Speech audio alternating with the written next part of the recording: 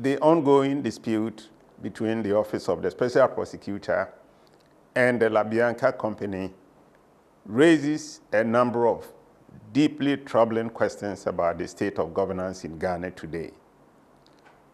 Firstly, it raises the question as to whether the president should be appointing an individual to serve on the board of a public agency with whom that individual has private business dealings.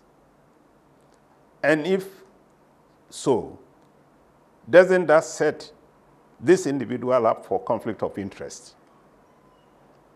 Question number 2, is it appropriate for the president to appoint a Council of State member to a state agency board? And was there an objectively compelling public interest related reason for the president to make such an appointment? And thirdly, was the appointment run by the Council of State? And if the answer is yes, doesn't the Council of State's approval of the appointment of one of its members to a state agency board position smack of institutional self-dealing?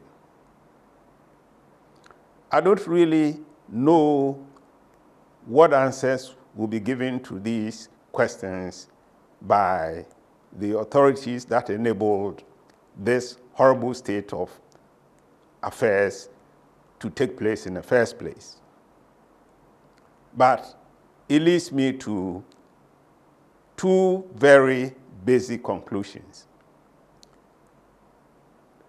It speaks specifically to the entrenchment of incumbent leaders and political elite capture of the Ghanaian state.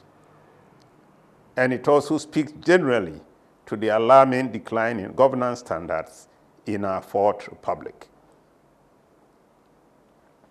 There are a whole lot of things we can say about trying to correct this development and to avert reoccurrence.